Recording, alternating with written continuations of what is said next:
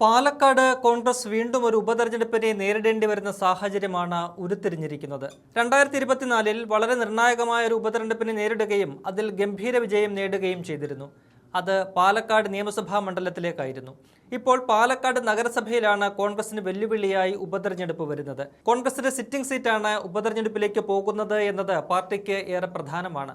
നഗരസഭയിലെ കോൺഗ്രസ് കൗൺസിലറായ പ്രശോഭ് വത്സൻ പീഡനക്കേസിൽ ജയിലിലായതാണ് പ്രതിസന്ധിക്ക് കാരണമായിരിക്കുന്നത്.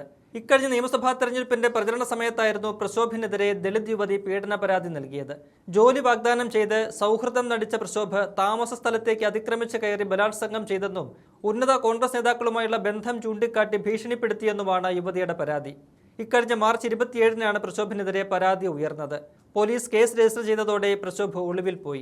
ഇത് തെരഞ്ഞെടുപ്പ് സമയത്ത് കോൺഗ്രസിനെതിരെ എതിർപാർട്ടികൾ ആയുധമാക്കിയിരുന്നു. കഴിഞ്ഞ ദിവസം പ്രശോഭിന്റെ മുൻകൂർ ജാമ്യാപേക്ഷ ഹൈക്കോടതി തള്ളി. തുടർന്ന് കീഴടങ്ങിയ പ്രശോഭിനെ അറസ്റ്റ് ചെയ്ത് പോലീസ് റിമാൻഡിലാക്കിയിരിക്കുകയാണ്. ഇതിനു പിന്നാലെയാണ് പ്രശോഭ് കൗൺസിലർ സ്ഥാനത്ത് നിന്ന് അയോഗ്യനാകുമെന്ന വാർത്തകൾ പുറത്തുവരുന്നത്. ജയിലിലായതോടെ കൗൺസിൽ യോഗത്തിൽ പങ്കെടുക്കുന്നതിൽ അവധി നൽകണമെന്നാവശ്യപ്പെട്ട് പ്രശോഭ് കത്ത് നൽകി. എന്നാൽ ഈ ആവശ്യം കൗൺസിൽ തള്ളി.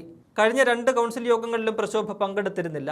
തുടർച്ചയായി 3 കൗൺസിൽ യോഗങ്ങളിൽ പങ്കെടുത്തില്ലെങ്കിൽ കൗൺസിലർക്ക് അയോഗ്യത വരും. നഗരസഭാ സെക്രട്ടറി അറിയിക്കുന്നതിന്റെ അടിസ്ഥാനത്തിൽ സംസ്ഥാന തെരഞ്ഞെടുപ്പ് കമ്മീഷനാണ് അയോഗ്യനാക്കേണ്ടത്. ഇതോടെ നഗരസഭയിലെ UDF അംഗബലം 16 കുറയും. പ്രശോഭ് അയോഗ്യനാകുന്നതോടെ ഉപതെരഞ്ഞെടുപ്പും അനിവാര്യമാകും. ഇക്കഴിഞ്ഞ തദ്ദേശ തെരഞ്ഞെടുപ്പിൽ കുന്നത്തൂർമയുടെ നോർത്ത് വാർഡിൽ നിന്ന് 11 വോട്ടുകളുടെ ഭൂരിപക്ഷത്തിനാണ് പ്രശോഭ് BJP സ്ഥാനാർത്ഥിയെ തോൽപ്പിച്ചത്. നിലവിൽ ഏറ്റവും വലിയ ഒറ്റക്കക്ഷിയായ BJPക്കാണ് നഗരസഭാ ഭരണം. ഉപതെരഞ്ഞെടുപ്പ് വന്നാൽ നിലവിലെ സാഹചര്യത്തിൽ കോൺഗ്രസിന് സീറ്റ് നിലനിർത്തുക ബുദ്ധിമുട്ടാകും.